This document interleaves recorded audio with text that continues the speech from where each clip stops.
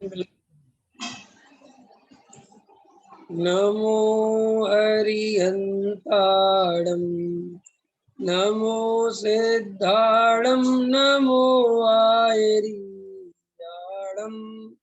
नमो वज्रायाणं नमो लोये सव्यसाहुरम् मंगल में मंगल्य करन वीतराग विज्ञान नमो तार जाते भय अरहंतादि महा कर मंगल करहूँ महा ग्रंथ करन के कार जाते मिले समाज सब पावे निज पद राज इस भव तरु का मूल एक जानऊ मिथ्या भाव ताको कर निर्मूल अब करिए मोक्ष उपाय आत्मज्ञान ही ज्ञान है शेष सभी अज्ञान विश्व शांति का मूल है वीतराग विज्ञान वीतराग विज्ञान ही तीन लोक में सा वीतराग विज्ञान का घर घर हो।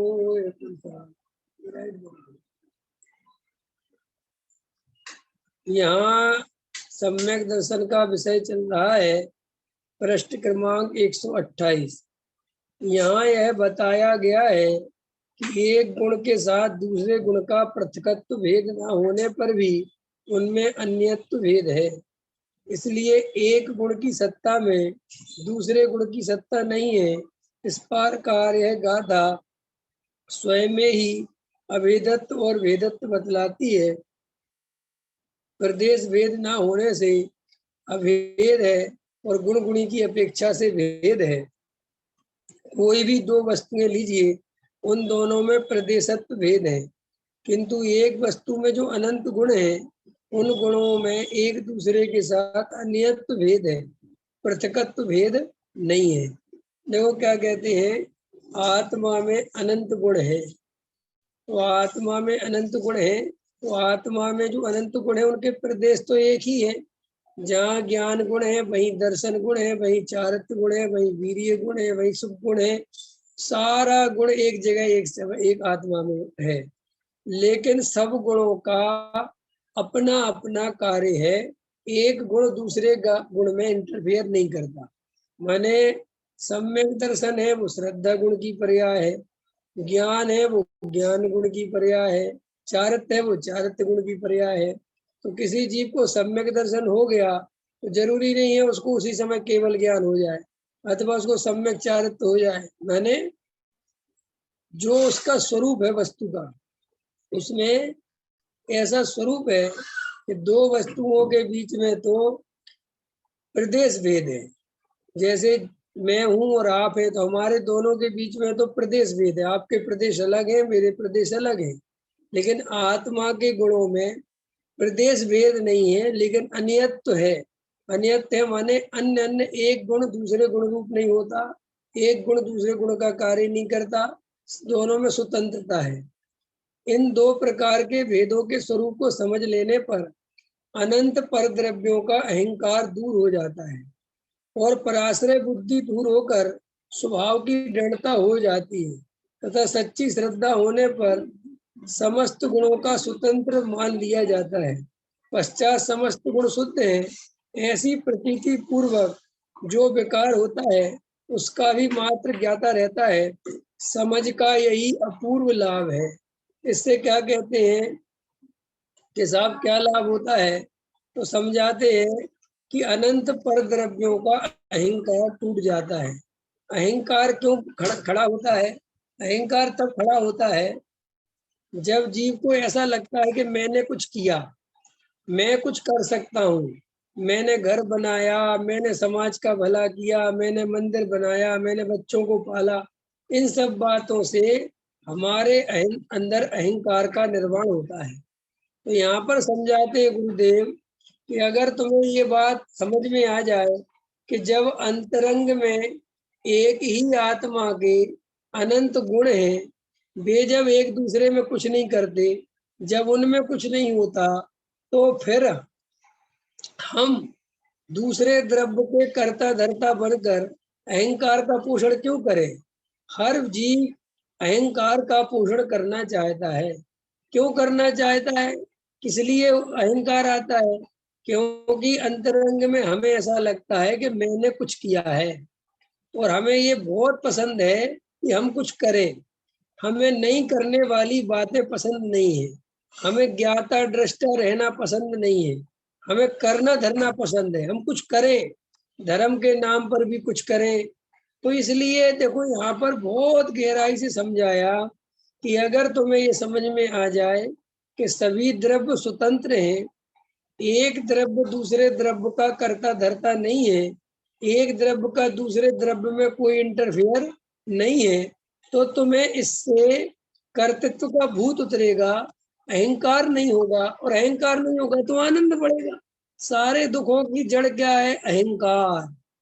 देखो अपने अंदर चेक करो कि मैं दुखी क्यों हूँ, तो आप दिखाई देगा ना आप भोजन के कारण दुखी है, ना आप पहनने ओढ़ने के कारण दुखी है, क्योंकि इतना तो पर्याप्त है सबके पास, है ना। ना आपके पास कोई पत्नी बच्चे कोई, सब ठीक है, फिर भी जीव इतना दुखी है, परेशान है, आकुलित है। क्यों है? क्योंकि वो रेस में दौड़ लगा रहा है, वो भागम भाग कर रहा है, वो आगे निकलना चाहता है। उसको लगता है कि बहुत सारे जीव, बहुत सारे लोग, बहुत सारे भाई बंधु सब मेरे से आगे निकल गए, मैं बहुत पीछे रह गया, वो मरा जा रहा है। जबकि वो गहराई से विचार करे तो उसे समझ में आ जाए कि भैया रेस में हिस्सा लेने से फायदा क्या है, आगे पीछे होने से होता क्या है। अरे दुनिया में लोग, हर व्यक्ति कोई ना कोई रेस में हिस्सा ले रहा है। कोई करोड़पतियों की रेस लगा रहा है कोई लखपति की रेस लगा रहा है, कोई मंदिर में मंत्री बनने की रेस लगा रहा है, कोई नेता बनने की रेस लगा रहा है, कोई समाज में श्रेष्ठी बनने की दौड़ लगा रहा है। तो इन सब बातों से जीव व्यर्थ में ही दुखी है, हम व्यर्थ में ही दुखी हैं। अगर हमें समझ में आ जाए मैं अपने में परिपूर्ण तत्व हूँ, मैं आत्मा हूँ, मैं अनादि अनंत हूँ, मेरा कभी नाश होता नहीं, इस पर्याय में मुझे रहना कितने दिन है, किससे मैं रेस लगाऊं। जो जीव मुझे एक बार मिल गया वो दोबारा मिलेगा भी कि नहीं मिलेगा इसका भी कोई पता नहीं है। कोई पता है विवेक जी? हैं, हम और आप आज मिल गए, आपके जो भाई बंधु हैं, ये घर परिवार वाले हैं, कोई जरूरी नहीं है नेक्स्ट ईयर ये मिलेंगे कि नहीं मिलेंगे, और अनंत काल की बात ही खत्म हो जाए, मिलने का सवाल ही पैदा नहीं होता। तो किन से अहंकार पुष्ट कर रहे हो? किन के लिए मरे जा रहे हो?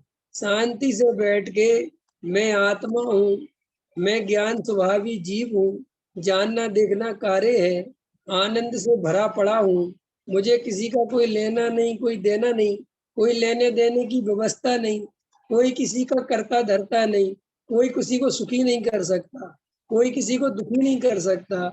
ये बात अगर हमें श्रद्धा में जम जाए तो देखो अनंत आकुलता अभी के अभी मिट जाए। ऐसा आपको ऐसा लगे, लोग कहते हैं साहब सम्यक दर्शन होने पर कैसा आनंद आता है, यही तो आनंद है सम्यक दृष्टि का, और क्या। कोई आनंद का मतलब कोई ऐसा थोड़ी कोई अलग चीज होती है। आनंद मतलब, सम्यक दर्शन का आनंद मतलब कर्तृत्व का भार उतर गया, मिथ्यात्व का भार उतर गया, एकत्व टूट गया, कर्तृत्व टूट गया, बस आनंद है, टेंशन फ्री।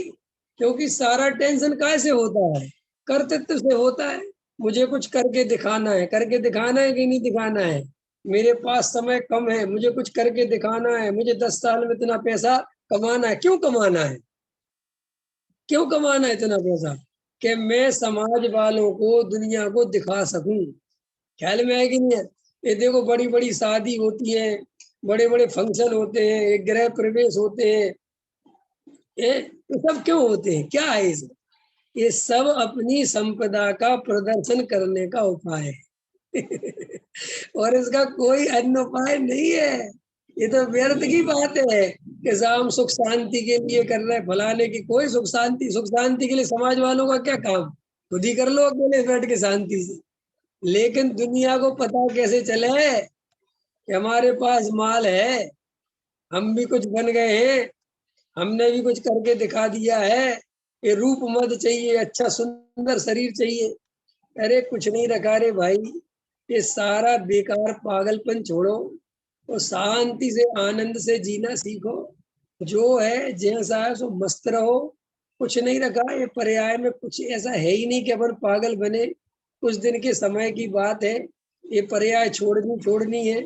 और यहाँ राजा सिकंदर से लेके अकबर से लेके एक से एक सम्राट हुए और मर गए, क्या रखा इन बातों में। तो तुम्हें एक अंदर में शांति मिलेगी, आनंद मिलेगा। देखो भैया, मनुष्य जीवन को अगर सुखी करना है, अपने आप को सुखी करना है, तो ये रेस में से बाहर हो जाओ, किसी से होड़ मत लगाओ। साहब कोई मतलब नहीं है साहब किसके पास क्या है, हमें क्या लेना देना किसी के पास कुछ भी हो। हम अपने में परिपूर्ण आत्मा है। देखो, व्यक्ति की सबसे बड़ी खराबी है जीव की, जो उसके पास है उसकी कीमत नहीं करता, उसको देखता नहीं। जो उसके पास नहीं है उसके लिए परेशान रहता है रात और दिन, और जब वो मिल जाता है, ख्याल में है ना, फिर उसकी कोई कीमत नहीं रहती। होता है कि नहीं होता है? तो भैया हमें सुखी करेगा कौन? जो पाया हुआ है उसमें सुख समझ में नहीं आता, जो पाया नहीं है उसमें सुख दिखाई देता है। ख्याल में है कि नहीं आया?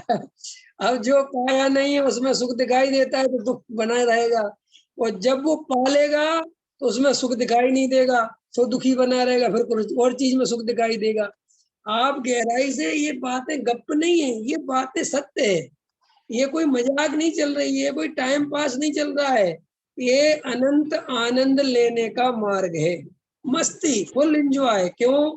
कि हमें समझ में आ गया कि दुनिया में किसी से होड़ लगानी ही नहीं है, हमें किसी से कंपटीशन करना ही नहीं है, ना भाई से, ना समाज से, न लोगों से, ना व्यापार में, ना कहीं। हम अपने को देखेंगे, हमें दुनिया को नहीं देखना। पड़ोस की दुकान करोड़ों रुपए में खुलती हो, हमारी दुकान में लाख रुपए आए तो हमें क्या फर्क पड़ता है? वो उसकी जाने, हम अपनी जाने। उसका इतना अंदर में तुम्हें आनंद पड़ेगा। हमारा देखो भाई, हमारा रंग सांवला है, किसी का रंग गोरा है, क्या फर्क पड़ता है? क्यों दिमाग लगाना, क्यों परेशान होना?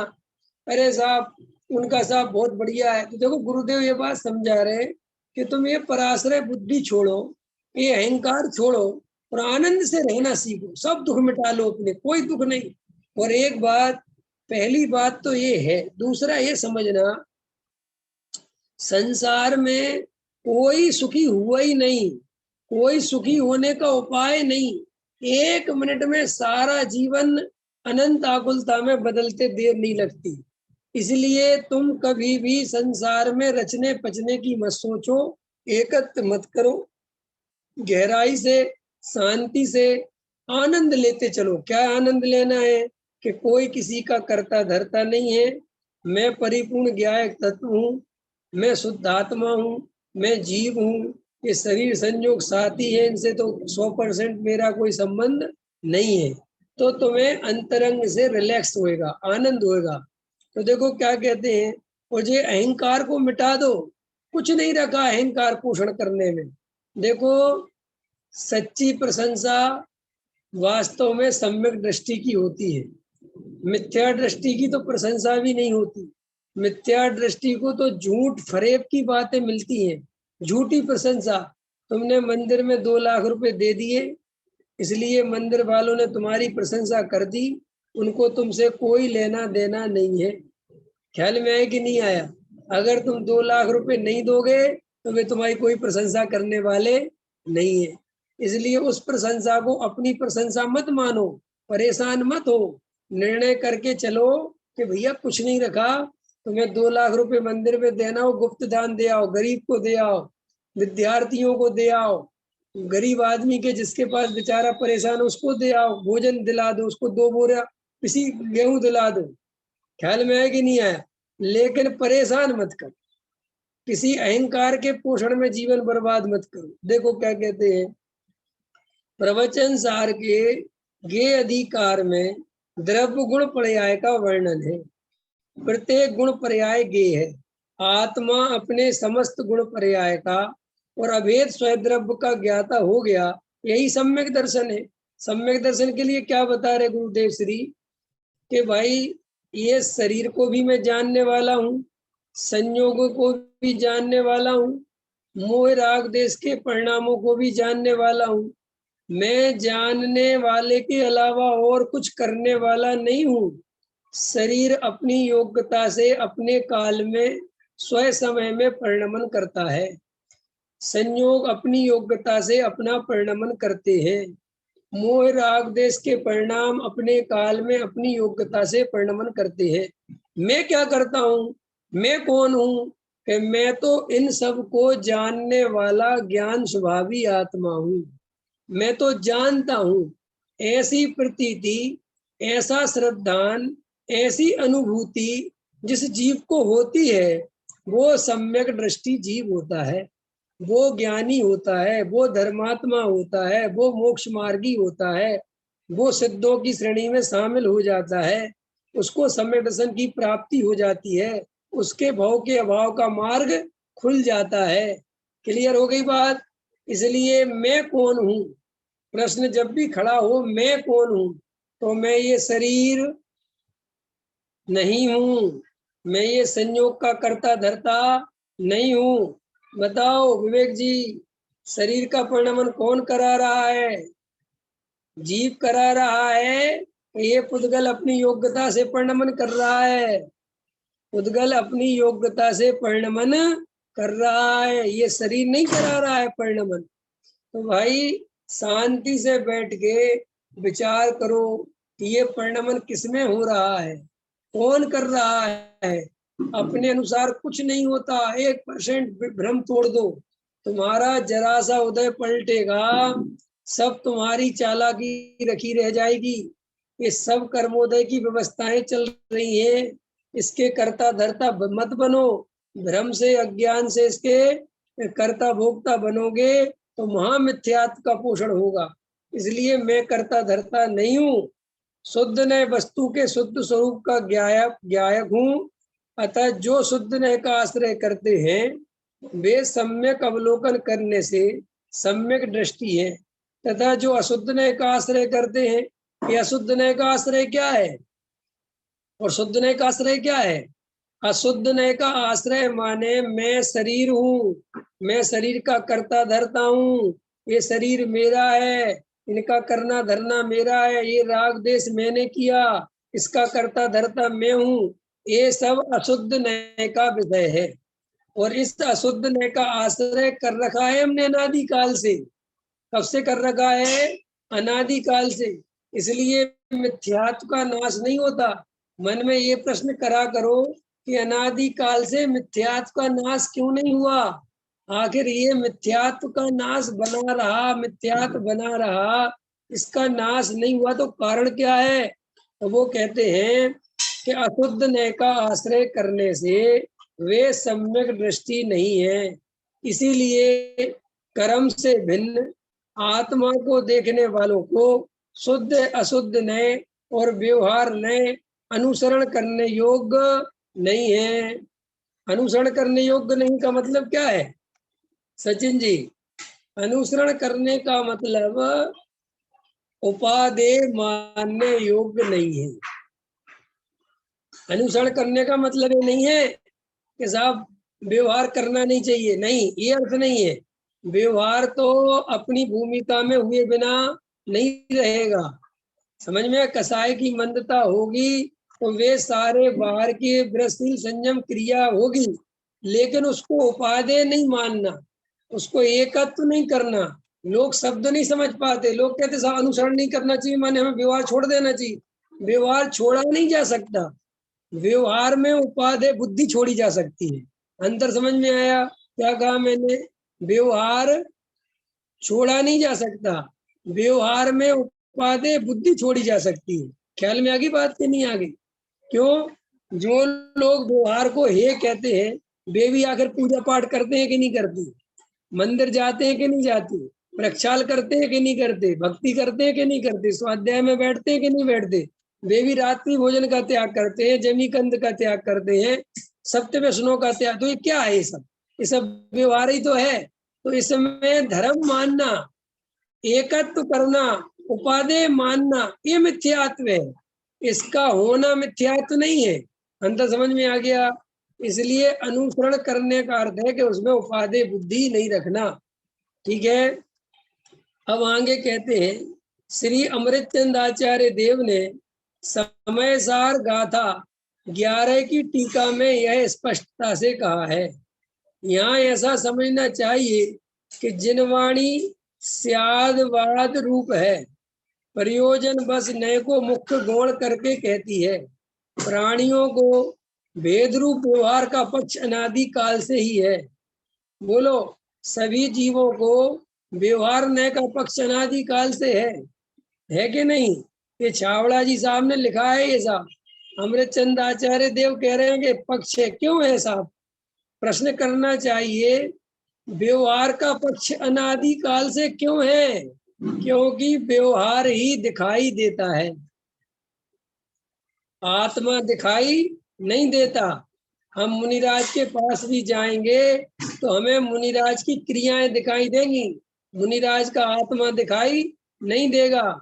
उनके 28 मूल गुण दिखाई देंगे, शुद्ध आत्मा की परिणति दिखाई नहीं देगी। इसलिए संसारी जीव अनादि काल से धर्म के नाम पर क्रिया का पक्षपाती बना रहता है। क्यों? क्योंकि उसकी गलती नहीं है। उसे जितना भी परिचय मिलता है वो क्रिया से मिलता है। जैसे हमारे छोटे छोटे बच्चे हैं, हमारे छोटे बच्चों को हम क्या समझाते रहते हैं? बेटा हम जैनी है, हम रात्रि भोजन नहीं करते। बेटा हम जैनी है, हम जमी कद नहीं खाते। बेटा हम ऐसा नहीं करते, बेटा हम ऐसा नहीं करते। तो सारा हम पूरे बच्चों को क्रिया ही तो समझा पाते हैं। हम वीतरागी भगवान को मानते हैं, हम इन भगवानों को नहीं मानते, क्योंकि वो भगवान तो कपड़ा पहने है ना, अपने भगवान नग्न है ना, अपने भगवान के अंदर राग देश नहीं है। तो अपन सारी चीजें बाहर से ही समझाते हैं। क्यों? क्योंकि अंदर से समझाने का वैसा कोई उपाय भी नहीं है। तो वे ही बचपन के संस्कार बड़े में काम आते हैं, भाई बड़े में चलते हैं। इसलिए व्यवहार का पक्ष छूटता नहीं है। इसलिए फिर जब व्यवहार का निषेध करते हैं तो सारी दुनिया को तकलीफ होती है कि साहब व्यवहार के बिना धर्म नहीं हो सकता। क्यों? क्योंकि उनने बचपन से क्या देखा? व्यवहार देखा, आत्मा तो देखा नहीं।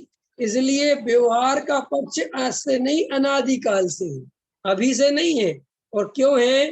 क्योंकि इंद्रियों के माध्यम से ये व्यवहार ही दिखाई देता है।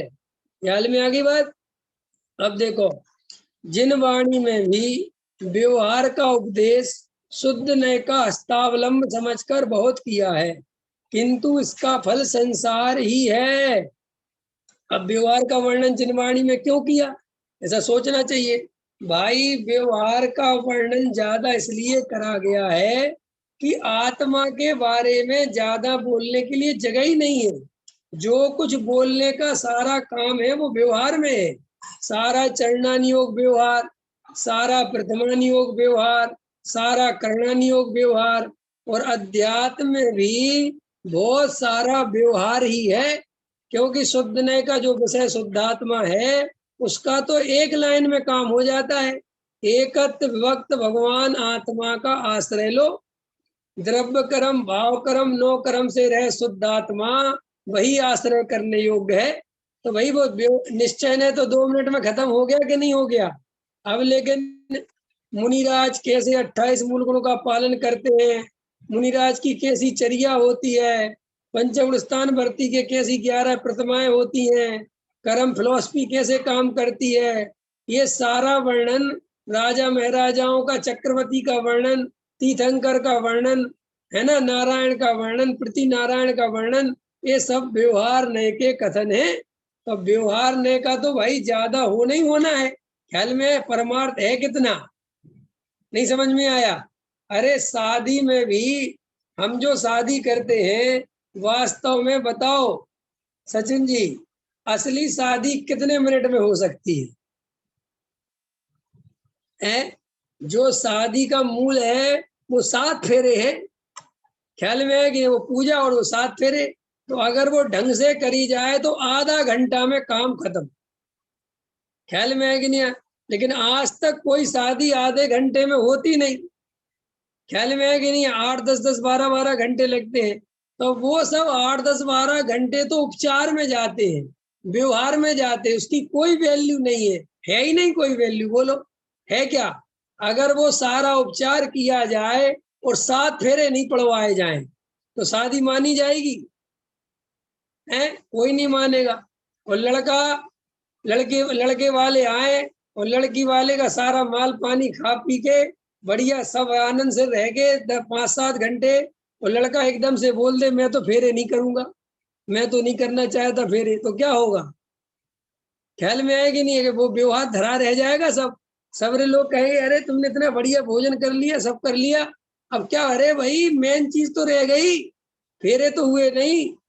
तो ऐसे ही धर्म तो 2 शब्दों का है, 2.5 अक्षर का है आत्मा, पूरा 3 अक्षर भी नहीं है। कितने अक्षर का है?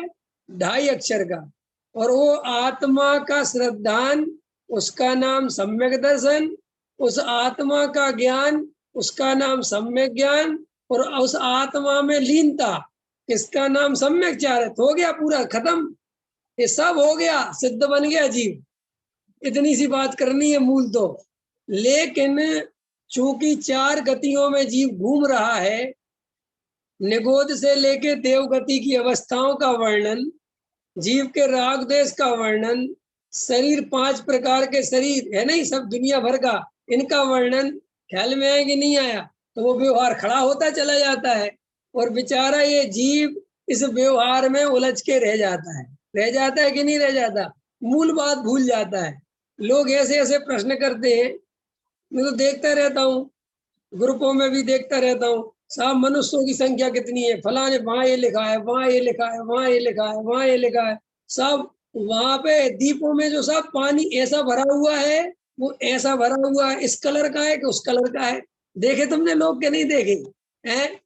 अब वो जो रचना बनी हुई है वहां पे वो कमल का फूल ऐसा बना हुआ है, कैसा बना हुआ है, और वो 32 देवियां वो एरावत हाथी पे कैसे बैठती होंगी ऐसे ऐसे ऐसे ऐसे ऐसे दवा घूमता रहता है। तो वो इसी पर्याय में जो मूलभूत आत्म श्रद्धान है, जो सम्यक दर्शन है, उससे वंचित रह जाता है।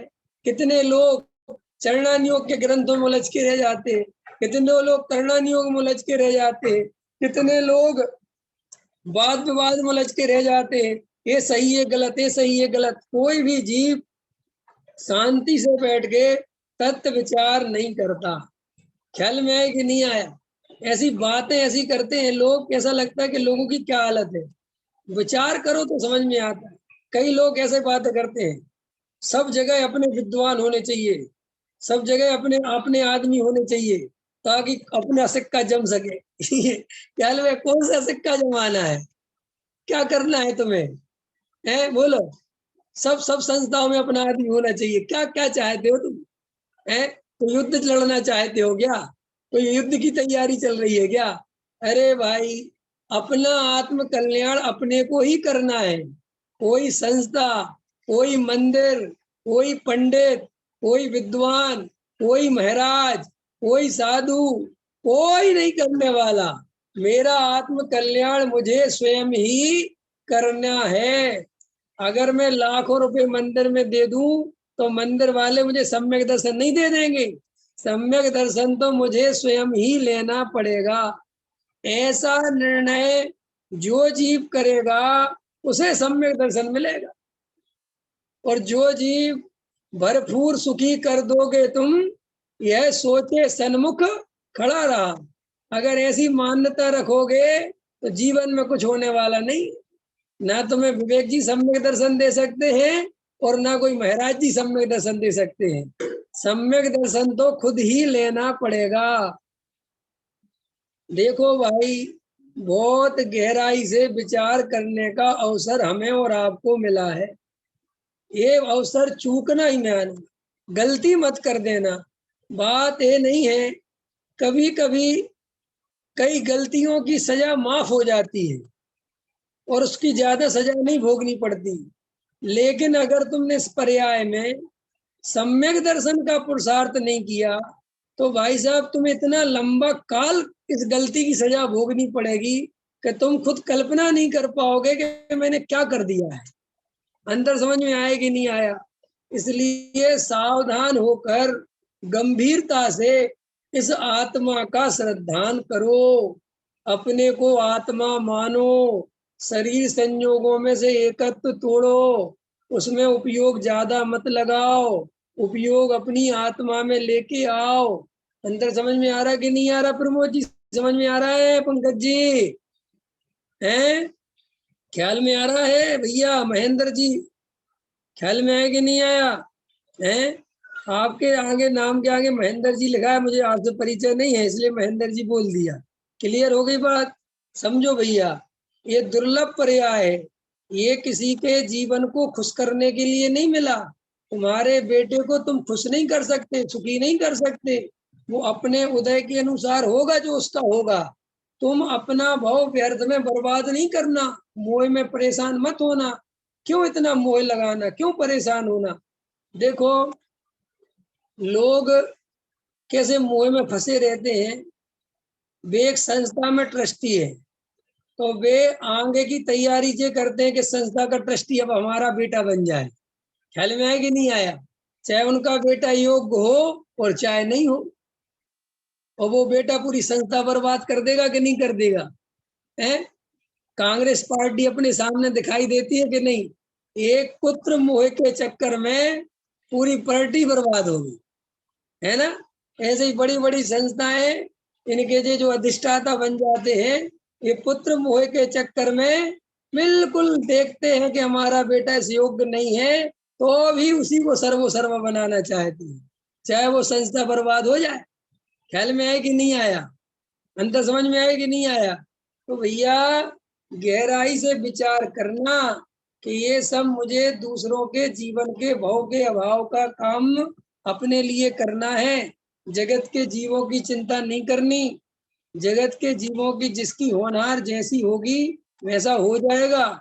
मैं जगत का ठेका लेके नहीं बैठा हूँ, मुझे किसी जैन समाज की चिंता नहीं करनी। जैन समाज की चिंता करनी चाहिए कि नहीं अनुरंजन जी?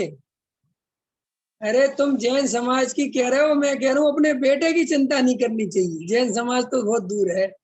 क्यों? एक द्रव्य दूसरे द्रव्य का करता धरता,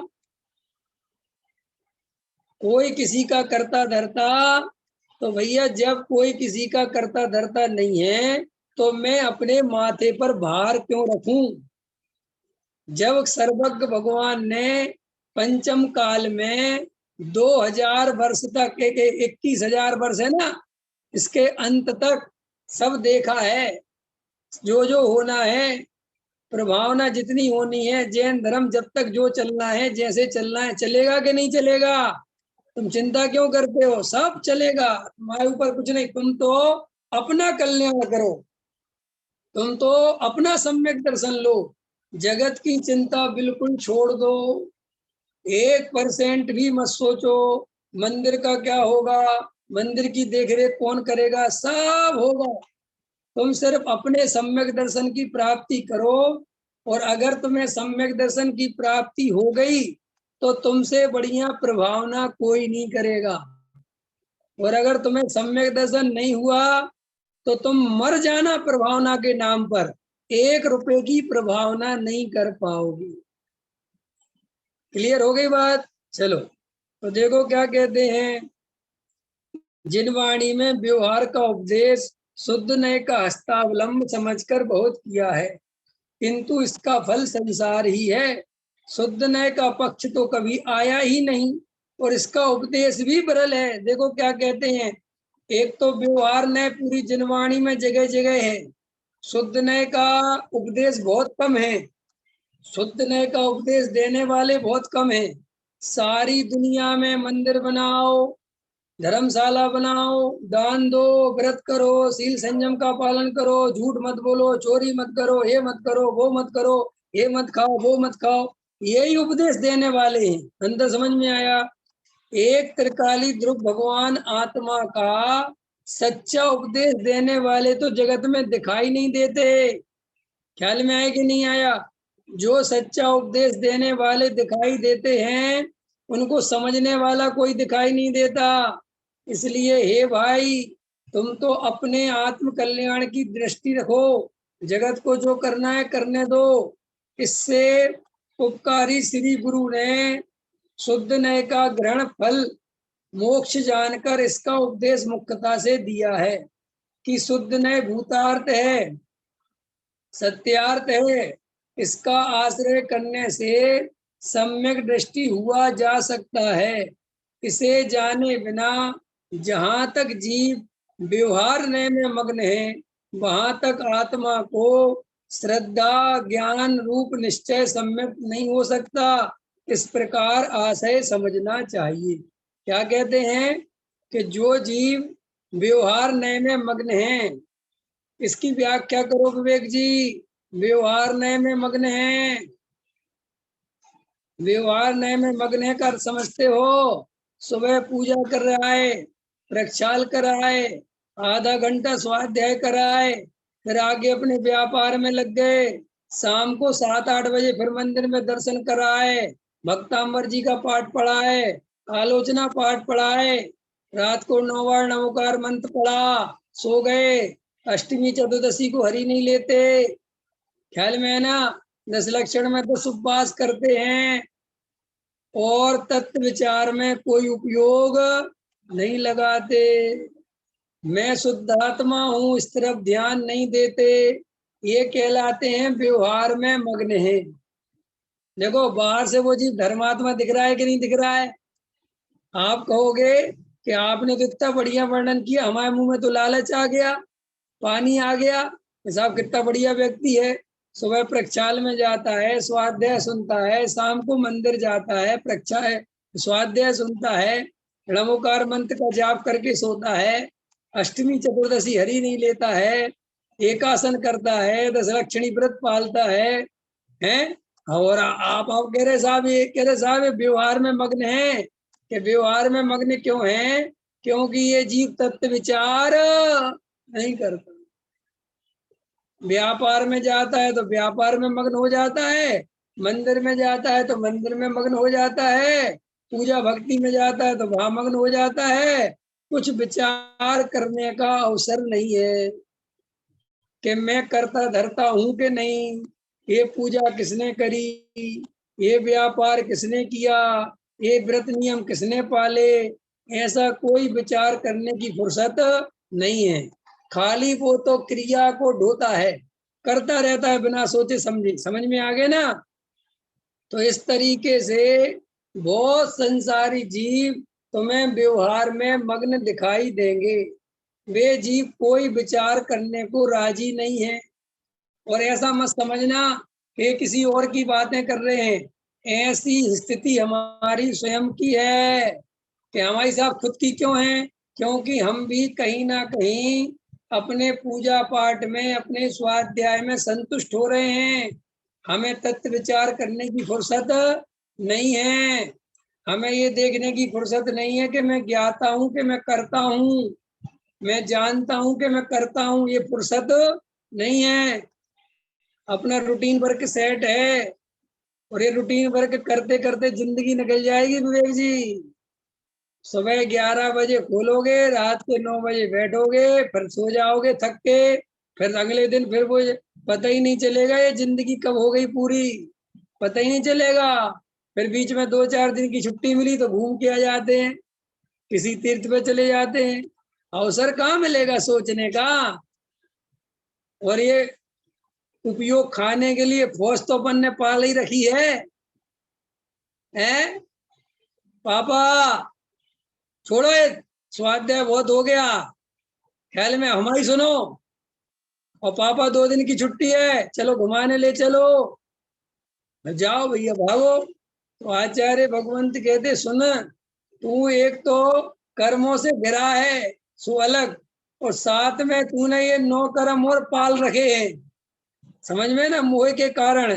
सो तू चारों तरफ से गिद्धों की भांति नोचा जा रहा है।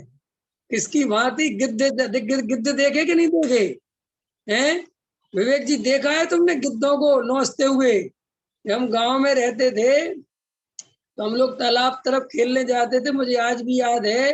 तो बहुत बड़े बड़े गिद्ध जानवर मर जाते थे ना, तो वहां तालाब के उधर फेंक देते थे। तो ऐसा झुंड बना के बैठते थे बड़े बड़े गिद्ध। तो हम जब छोटे छोटे थे तो अकेले जाने में डर लगता था कि भैया ये तो बहुत बड़े बड़े गिद्ध हैं। तो वे उसको नोच नोच के खाते रहते थे। ऐसे ही ये संसारी जीव इन मोहनियों के बीच में लुचता रहता है। लेकिन मजेदार बात है, मिथ्यात्वीकरण से मजा आता है लुचने में। ख्याल में है ना? अगर ऐसे कोई लोचे नहीं, वे शांति से बैठे हो तो कहता है घर में क्या हो गया, आज मुझे लोच क्यों नहीं रहे तुम लोग? हैं? सब अपने अपने काम में लगे हो तो ये परेशान होता है कि कोई मेरी इज्जत ही नहीं है, क्योंकि तत्व विचार करने की आदत नहीं है, स्वरूप समझने की फुर्सत नहीं है। इसलिए समय जा रहा है। टोडामल जी साहब ने साफ साफ लिखा है भैया, जैसे तैसे करके समय निकालता है, कुछ पता नहीं है। हाँ, पता नहीं है माने दुखी होता है, आकुलित होता है। पता होए तो आनंदित रहे, मस्त रहे। भाई साहब, ऐसा चेहरे पे आपका आनंद बरसे कि आपको लोग देख देख के ये सोचें कि भैया ये हो क्या रहा है इनके लिए। ऐसी प्रसन्नता रहनी चाहिए तुम्हारे चेहरे पे। अरे भाई, तुम्हें आत्मा मिल गया है जिसकी जेब में हीरा रखा हो। है? आज एक गांव है तुम्हारे देवरी के पास, सागर में। उस गांव का नाम है ईश्वर, ईश्वर करके कोई गांव है। उस गांव में चमकीले पत्थर निकल रहे हैं। ठीक है? तो वे गांव के लोग, किसी को चमकीला पत्थर मिल जाता है खोदते खोदते, तो वे पूरे वो वहां पे जो बनी होगी जगह, सारे गांव वाले खोदने में लगे हैं। तो वहां पर मीडिया वाले पहुंच गए, कोई भी, उन्होंने कहा ये सब क्या है? तो बोले साहब, एक पत्थर 2,000 रुपए का बिकता है, कभी 10,000 का बिक जाता है, कभी 5,000 का बिक जाता है। तो बोले तुम्हें वो पत्थर मिला? यहाँ मिला, हमारे घर पे रखा है। उसको चेहरे की प्रसन्नता देखो, 10,000 रुपये में बिकेगा। तो ये सड़ी सड़ाए जड़ पदार्थों को पाकर नया नया मकान खरीदा हो तो उसको देख के ऐसा प्रसन्न होता है जैसे शाश्वत सुख मिल गया हो। ख्याल में आए कि नहीं आया हो? मौके की कोई जगह मिल जाए तो उसको देख देख के ऐसा प्रसन्न होता है जैसे पता नहीं क्या मिल गया हो। अरे भाई, तुझे शुद्धात्मा मिल गया, त्रिकाली ध्रुव भगवान आत्मा की चर्चा मिल गई। तेरे चेहरे पर इतना आनंद बरसना चाहिए, तेरे चेहरे पर ऐसा नूर होना चाहिए कि लोग तुझे देख के समझेंगे भाई इसके अंदर है क्या। ख्याल में आया कि नहीं आया? तुम्हारी जय जिनेन्द्र करने में आनंद झलकना चाहिए। तुम्हारी जय जिनेन्द्र लोग सुने तो उनको ऐसा लगे जैसे पता नहीं इसको हीरे जवाहरातों से लदा पड़ा है। क्या? ऐसे मरे मरे जय जिनेन्द्र, जय जिनेन्द्र भैया। अरे भैया, किसी ने तुम्हारी फांसी लगा रखी है क्या? हैं? प्रेम से रहो, आनंद से रहो, मौज मस्ती से रहो। क्यों? कि हमें जो मिला है वो किसी के पास नहीं है, और जिसके पास है वो मस्ती मार ही रहा है, उसमें क्या सोचना। ख्याल में है कि नहीं आया? इसलिए आनंद से मग्न होकर शुद्धात्मा का सेवन करो। अहो, मुझे तो इन बातों की खबर ही नहीं थी। मैं शुद्धात्मा हूँ, मैं ये शरीर नहीं हूँ, ये संयोग मेरे में नहीं है, ये राग द्वेष की परिणति मेरा स्वरूप नहीं है। अंदर जो बहती ज्ञान की धार वो मेरा स्वरूप है। जो जानन देखन स्वभाव है वो मेरी सत्ता है, वो मेरी वस्तु है, वो मैं हूँ। मेरे में कोई आकुलता नहीं, मैं कोई मरने वाला तत्व नहीं, मेरे में कोई जन्म मरण नहीं, मेरे में कोई बुढ़ापा नहीं, मेरे में कोई शरीर संयोग नहीं। मैं सदा काल एक रूप, शाश्वत, अविनाशी चैतन्य तत्व हूँ। ऐसा अनुभव करो, अपने आनंद को देखो। कहाँ जाना है, क्या करना है, क्या पाना है? सब पाया हुआ है, सब मिला हुआ है। मैं परिपूर्ण हूँ, मैं अपने में चैतन्य से भरा पड़ा हुआ हूँ। मेरे खजाने में कोई कमी नहीं है। निरंतर ज्ञान ज्ञान ज्ञान ज्ञान ज्ञान बरस रहा है। ऐसे उस ज्ञायक भगवान आत्मा को पियो, उसकी धुन लगाओ, उसमें उपयोग लगाओ, उसकी धुनी लगा के बैठ जाओ। वही शुद्ध आत्मा विराजमान है, वही तो मैं हूँ, वही मैं हूँ। ऐसा आनंद का अनुभव करो। सारी दुनिया की दुख तकलीफों को छोड़ दो, सब भार उतार के फेंक दो। मेरे ऊपर कोई भार नहीं है, मैं निर्भर हूँ, मैं चैतन्य हूँ। तो इस तरीके से तुम्हें उस शुद्ध आत्मा की किलकारी मिलेगी, उसकी आवाज सुनने मिलेगी, उसका अनुभव होगा। और अगर तुम संजोगों में एकत्व करते रहे, कहीं जगत की चिंता में लगे रहे, तो तुम्हारी चिंता से होना जाना कुछ भी नहीं है। ये भव का अभाव करने का मार्ग चूक जाओगे, अनंत भव की श्रृंखला फिर खड़ी हो जाएगी। इसलिए हे भाई, अनंत भव की श्रृंखला करने के लिए मनुष्य पर्याय अभाव करने के लिए मिली है, उसका अभाव करो। इसी मंगल भावना के साथ अभी की बात पूरी करता हूँ। सहजानंद